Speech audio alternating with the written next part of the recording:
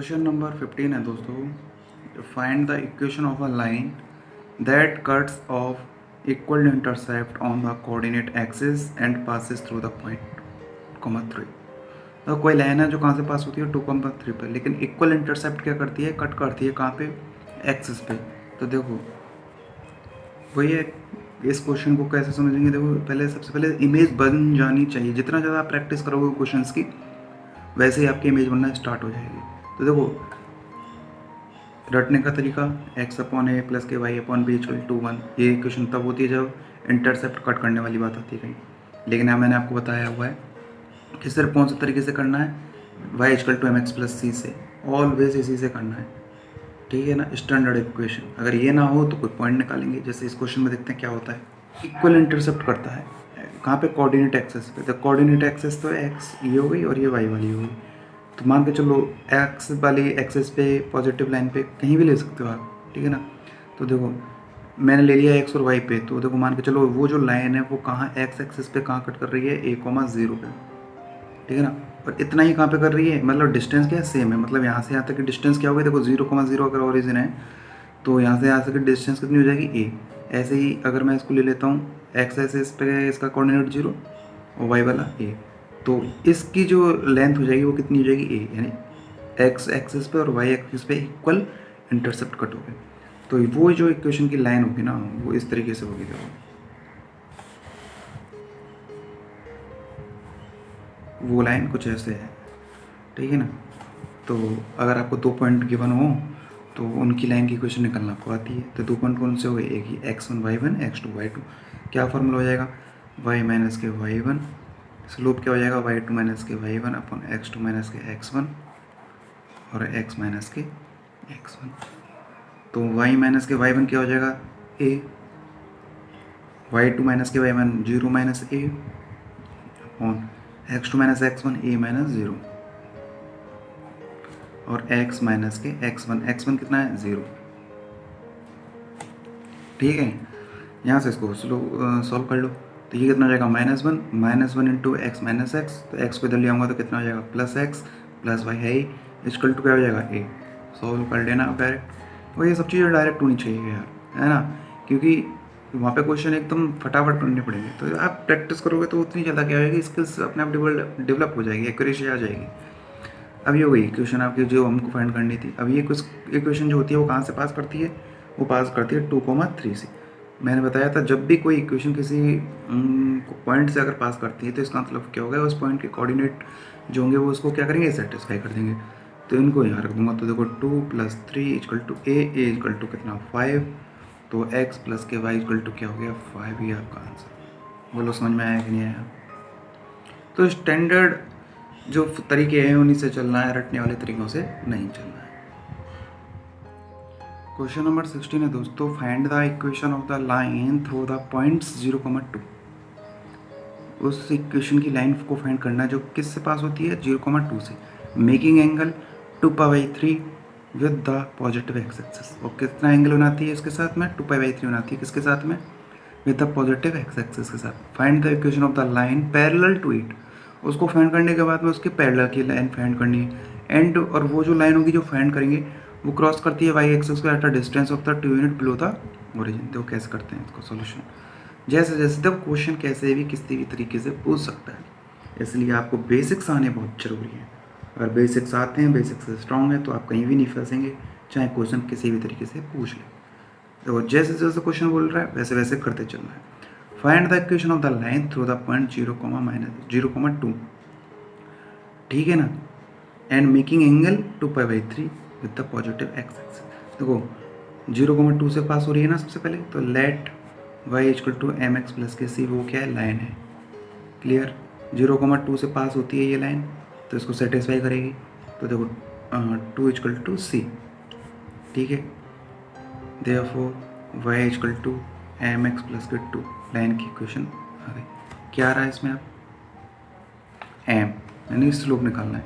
Slope दिया हुआ है कितना, एम कितना दिया हुआ है 2π/3, सॉरी ये थीटा दिया हुआ है 2π/3, तो कितना हो जाएगा 180/360 यानी 120, है ना। तो tan 120 कितना हो गया 10 120 हो जाएगा। m इक्वल टू क्या होता है 10 120, तो m इक्वल टू 10 180 माइनस 60, और 10 180 माइनस 60 मतलब 10 60। ये कैसे आता है मैंने समझाया हुआ है पहले क्वेश्चनों में, अगर फिर भी पूछना हो तो कमेंट करके बता दो, वीडियो बना दूंगा इस पर अलग से। तो 10 60 कितना हो गया √3, तो ये किसकी वैल्यू आएगी, ये m की वैल्यू आएगी, m को यहाँ रख देंगे। तो देखो m कितना हो जाएगा माइनस के √3x, इसको इधर ले आऊँगा तो √3x प्लस वाई माइनस के 2 इक्वल टू 0। यही हमारी क्या हुई आंसर हो गई जो लाइन हमको फाइंड करनी थी। अब क्या कह रहा है इसके बाद में, देखो find the equation of the line parallel to it, और इसके पैरेलल में भी लाइन फाइंड करनी है। देखो अगर पैरेलल में फाइंड करनी है तो m1 इक्वल टू m2, यानी इसका स्लोप और उसका स्लोप क्या होगा इक्वल हो जाएगा, जिसकी हमको फाइंड करनी है। लेकिन कभी भी अगर किसी कोई गिवन इक्वेशन होती है और उसके पैरेलल में अगर फाइंड करनी होती है ना, तो उसके x और y वाले तो सेम टू सेम रहेंगे, बस क्या डिफरेंस आता है जो c होगा वो चेंज हो जाएगा। देखो √3, तो इसके पैरेलल में लिख लेता हूँ, इसके पैरेलल में पैरेलल लाइन टू इट क्या हो जाएगी, देखो √3x प्लस के y सेम टू सेम, यहाँ तक तो x और y के कोऑर्डिनेट या फिर उनके कोफैक्टर जो भी हैं उनके एकदम सेम टू सेम, प्लस यहाँ पे क्या हो जाएगा c हो जाएगा इक्वल टू 0। ये वो लाइन होगी जो हमको अभी फाइंड करनी है, ठीक है ना।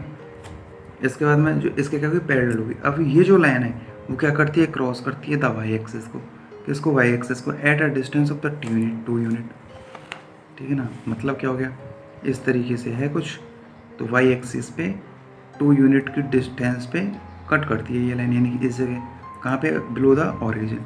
तो ये इसके क्या कोऑर्डिनेट हो जाएंगे, देखो x वाला तो 0, x का कोई कोऑर्डिनेट नहीं है, लेकिन y का कितना हो जाएगा माइनस के 2। अब ये इसको क्या करेगा सेटिस्फाई करेगा क्योंकि इससे पास हो रही है। तो देखो 0 और c की जगह क्या है माइनस के 2 प्लस के c equal to 0, this implies c क्या मिल जाएगा हमको 2, ठीक है।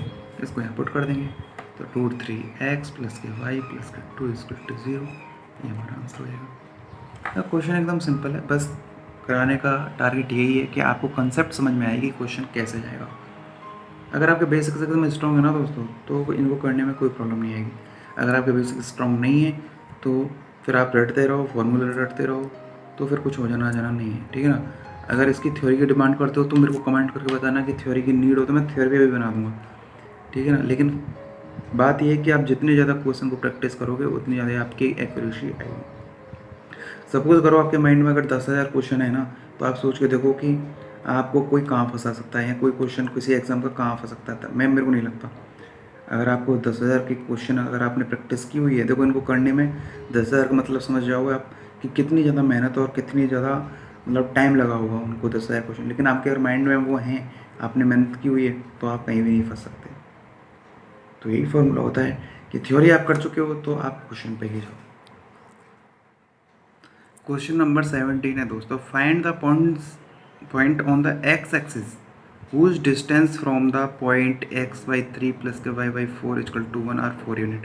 मतलब है x एक्सिस है, उस पर कोई पॉइंट है, मान के चलो पॉइंट a,0 हो जाएगा। क्यों 0 हो जाएगा भाई, क्योंकि x एक्सिस पर है।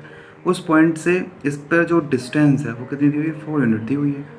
तो वो पॉइंट फाइंड करना है कि कितनी डिस्टेंस पे, तो मतलब एक फाइंड करना है एक तरीके से। क्वेश्चन मेरे ख्याल से समझ में आ गया होगा। तो देखो find the point, let point on x axis क्या हो जाएगा a,0 हो जाएगा, y 0 पता लग गया होगा क्यों। अब whose distance from the line, इस डिस्टेंस पर, तो देखो x y 3 प्लस के y by 4 इक्वल टू 1 है। पहले इसको सॉल्व कर लेते हैं, लाइन को बना लेते हैं। 4 LCM 3 4 ज़ा प्लस के 4 3 ज़ा इक्वल टू 12, यानी कि 4x प्लस के 3y इक्वल टू 12। ये लाइन की इक्वेशन आ गई, ठीक है। अब इस लाइन, इस पॉइंट से इस पर जो डिस्टेंस है वो कितनी दी हुई है, वो दी हुई है 4। तो क्या करते हैं, मैंने बताया है कि किसी भी पॉइंट से और किसी भी लाइन की पर जो डिस्टेंस होती है वो निकालने का फॉर्मूला क्या होता है, उन पॉइंट को इस पर सेटिस्फाई कर दो फुल, अपॉन डिवाइड में क्या हो जाएगा अंडर रूट में a² प्लस के b², मतलब x के कोफिशिएंट का स्क्वायर प्लस के y के कोफिशिएंट का स्क्वायर। मैं यहाँ करके दिखा देता हूँ। इन पॉइंटों को इससे सेटिस्फाई करा दो। देखो x की जगह क्या आ जाएगा 4 इंटू a, y वाला 0 और इधर माइनस का 12, clear, upon under root x के साथ जो भी उसका स्क्वायर, y के साथ जो भी उसका स्क्वायर, और ये मोड में इसलिए क्योंकि डिस्टेंस क्या होती है पॉजिटिव होती है। इक्वल टू किसके इक्वल हो जाएगा, ये डिस्टेंस हो गई किसके इक्वल है 4 के दी। क्लियर है। तो यहाँ से इसको सॉल्व कर लो। देखो 4a माइनस का 12 अपॉन 16 और 9 कितने हो जाते हैं 25 यानी 5, और ये इधर कितना मोड आ रहा है ना मोड, तो ये पॉजिटिव हो गया, तो इक्वल टू कितना हो गया 4। पूरे यहाँ तक समझ में आया कि नहीं आया?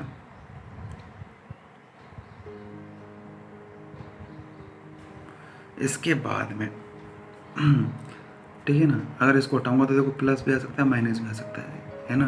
तो मैं पहले प्लस वाला लेके चल रहा हूँ, तो प्लस वाला लेके चलूँगा तो कितना कितना आएगा, तो ये हो जाएगा 4a माइनस के 12 इक्वल टू 5 4 20, तो 4a इक्वल टू कितना हो जाएगा 20 30 32, और ये कितना आ जाएगा 8 आ जाएगा फर्स्ट आंसर।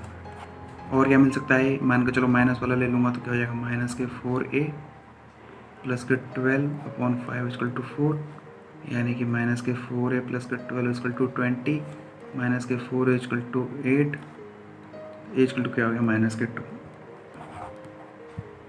तो ए इक्वल टू 8 भी आ गया, ए इक्वल टू माइनस 2। कंसेप्ट बस इतना सा है कि अगर किसी पॉइंट से किसी पर डिस्टेंस निकालनी होती है किसी लाइन पर, तो उन पॉइंटों को क्या कर देते हैं उस लाइन पर सेटिस्फाई कर देते हैं अपॉन अंडर रूट में एक्स के कोफिशिएंट का स्क्वायर प्लस के वाई के कोफिशिएंट का स्क्वायर। क्लियर है दोस्तों? क्वेश्चन नंबर 18 है दोस्तों, find the distance between the parallel lines. दो पैरेलल लाइन दी हुई है और उनके बीच में डिस्टेंस फाइंड करनी है। देखो पैरेलल लाइन में तो मैंने आपको पहले बता रखा है कि पहचान कैसे होती है कि x का कोऑर्डिनेट y का कोफिशिएंट जो होंगे वो बराबर होते हैं, तो इसमें भी बराबर और इसमें भी बराबर भाई, तब बराबर होंगे तभी तो इस लाइन का स्लोप और इस लाइन का स्लोप इक्वल आएगा। समझ में आई बात?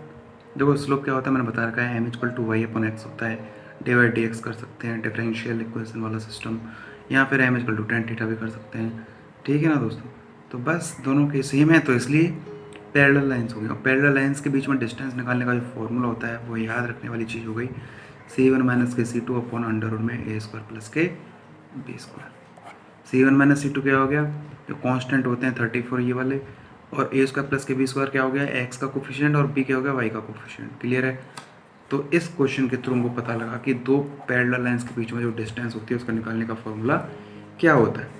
तो डी यहाँ रख दो। देखो तो C1 कितना है माइनस के 34, माइनस C2 कितना हो गया 31 अपॉन अंडर रूट ए स्क्वायर कितना हो गया 15 का स्क्वायर 225 प्लस बी स्क्वायर कितना हो गया 8 का स्क्वायर 64 का मोड क्या मिल जाएगा यहाँ से 65। ठीक है, अपॉन ये कितना हो जाएगा, देखो 200 और 60 कितने हो गए 260 270 280 285 289। क्लियर है? और उसका रूट यानी कि 65 बाई 289 का स्क्वायर रूट क्या हो गया 17 यूनिट। क्लियर है? 225 प्लस के 64 289 का क्या हो गया 17 यूनिट आंसर हो जाएगा। तो इस क्वेश्चन के थ्रू हमने क्या समझा कि दो पैरेलल लाइंस जो होती है उनके बीच में डिस्टेंस कैसे निकालते हैं, तो ये उसका तरीका था। तो देखो ये क्वेश्चन के थ्रू जाने से बस ये फ़ायदा हो जाता है कि आपके A to Z मतलब एक तो देखो क्वेश्चन हम वही करते हैं जो क्वेश्चन चाहे वो कोई सा भी क्वेश्चन हो, वो क्वेश्चन इसका मतलब ये है ना किसी एग्ज़ाम में आया होगा। अगर वो किसी न किसी एग्ज़ाम में आया है तो आप उसको करने का फ़ायदा मिलेगा कि नहीं मिलेगा, कि उसके थ्रू आपके किसी ना कोई थ्योरी आपकी क्लियर होगी। तो ये फ़ायदा होता है क्वेश्चन को करने का, जिससे आपके कंसेप्ट क्लियर हो जाए। और अगर आपको लगता हो कोई क्वेश्चन में आप किसी थ्योरी की नीड है तो आप मुझे कमेंट करके बता दें, तो जिससे कि मैं उस पर भी वीडियो बनाऊंगा, क्योंकि मैं यहाँ पे मैंने जो मेन टारगेट लेके चल रहा हूँ वो नंबर ऑफ़ क्वेश्चन है ओनली, जितने ज़्यादा क्वेश्चन और क्वेश्चन में जो थ्योरी आएगी वो उसको मैं साइड में वहीं समझा दूँगा। इसलिए अगर आपकी कोई अलग से डिमांड हो तो मेरे को कमेंट करके ज़रूर बताएं। क्वेश्चन नंबर 19 है दोस्तों, find the equation of the line perpendicular to the line. यानी कि हमको किसी इक्वेशन को फाइंड करना है और वो किस पे परपेंडिकुलर है, इस लाइन पे परपेंडिकुलर है। ठीक है, किस पे x माइनस के 7y प्लस के 5 इक्वल टू 0 इस पे परपेंडिकुलर है। और x इंटरसेप्ट कितना दिया हुआ है 3 दिया हुआ है, मतलब कोई x एक्सिस पर उसने कितना इंटरसेप्ट कट किया है 3 का कट किया है। इसका मतलब क्या हो गया, देखो इस तरीके से समझ लो, ये अगर यहाँ 3 पर कट किया है तो ये इसके पॉइंट के कोऑर्डिनेट क्या हो जाएंगे 3,0, यानी कि वो जो लाइन होगी इसका मतलब क्या हो गया कट करने का मतलब कि वो जो पॉइंट है वो उस लाइन पे क्या करेंगे एग्जिस्ट करेंगे। क्लियर? तो देखो जब भी अगर मान के चलो इस लाइन के परपेंडिकुलर हमको फाइंड करनी होती है ना, तो देखो अगर मान के चलो इस तरीके से समझा देता हूँ आपको। मान के चलो कोई लाइन है ए एक्स प्लस के बी वाई प्लस के सी इक्वल टू 0। इसके परपेंडिकुलर अगर कोई लाइन अगर हमको फाइंड करनी है तो उसका फॉर्मूला क्या होगा, परपेंडिकुलर टू इट। उसका जो फॉर्मूला हो जाएगा, फॉर्मूला मतलब कैसे करेंगे, देखो एक्स का जो कोऑर्डिनेट है और वाई के जो कोऑर्डिनेट है उनको चेंज कर दो आपस में। तो देखो बी कहाँ जाएगा, वाई का कोऑर्डिनेट बी था तो बी कहाँ जाएगा इधर, तो बी एक्स और एक के साथ क्या जाएगा वाई, और प्लस के सी की जगह क्या जाएगा डी, कांस्टेंट तो अलग होगा। अब बात करते हैं साइन, तो साइन क्या होगा, हमेशा अपोजिट होगा, ठीक है। बी एक्स माइनस के ए वाई प्लस के डी, दोबारा सुन लो, एक्स के साथ में जो होगा कोऑर्डिनेट वो वाई के साथ जाएगा, वाई के साथ जो होगा वो एक्स के साथ आएगा, साइन चेंज हो जाएगा और प्लस के डी इक्वल टू 0। तो इसके परपेंडिकुलर जो लाइन होगी वो क्या हो जाएगा, इस तरीके से हम इसको निकाल सकते हैं। क्लियर है इस क्वेश्चन के? तो क्या समझा कि किसी भी लाइन के परपेंडिकुलर कैसे निकालते हैं। अब देखो किसके परपेंडिकुलर निकालना है, एक्स माइनस के 7y प्लस के 5 इक्वल टू 0 के परपेंडिकुलर निकालना है। तो देखो y के साथ क्या था 7, तो ये इसके साथ आ जाएगा 7x, माइनस की जगह क्या हो जाएगा प्लस हो जाएगा। x का क्या था 1, 1 के साथ क्या चला जाएगा y चला जाएगा, और प्लस के कांस्टेंट से इक्वल टू 0। क्लियर है? तो हमको लाइन की इक्वेशन मिल गई, हमको जो फाइंड करनी थी। अब सी रह गया है, सी निकालने के लिए उसने कोई ना कोई कंडीशन दी हुई होगी। क्या कंडीशन दी हुई है कि कहाँ से पास होती है ये लाइन, 3,0 से, तो इसको सेटिस्फाई कर देंगे। एक्स की जगह क्या आ जाएगा 3, तो 3 × 7 21, वाई की जगह 0 प्लस के सी इक्वल टू 0। इसका मतलब क्या मिल गया, सी इक्वल टू क्या मिल गया माइनस के 21। ये आ रहा है, इसको सी को रख देंगे, तो 7x प्लस के वाई माइनस का 21 इक्वल टू 0, ये हमारा आंसर हो जाएगा। तो परपेंडिकुलर का कंसेप्ट क्या हुआ समझ में आया? तो देखो दो चीज़ समझी, जब दो लाइनें पैरेलल होती हैं तो मान के चलो लाइन है ए एक्स प्लस के बी वाई प्लस के सी इक्वल टू 0, तो पैरेलल वाले कंडीशन में क्या होता है कि ए एक्स प्लस के बी वाई तक तो सेम रहेगा, उनके कोफिशिएंटों में कोई चेंज नहीं आएगा। सी की जगह क्या आ जाएगा डी जाएगा। सिर्फ कहाँ चेंज होता है पैरेलल लाइन्स में, सिर्फ और सिर्फ कांस्टेंट वाली जो टर्म होता है उसमें। लेकिन अगर जब परपेंडिकुलर की बात होती है तो क्या होगा, परपेंडिकुलर कोई भी लाइन होती है तो एक्स के कोऑर्डिनेट और वाई के जो कोफिशिएंट होता है वो आपस में चेंज हो जाते हैं और अपोजिट साइन आ जाता है बीच में, और प्लस के साथ में क्या आ जाएगा डी आ जाएगा, यानी कि एन अदर कॉन्स्टेंट आ जाएगा कहने का मतलब। और फिर उसको सी निकालने के लिए या डी निकालने के लिए कोई ना कोई थर्ड कंडीशन दी हुई होगी। क्लियर है दोस्तों?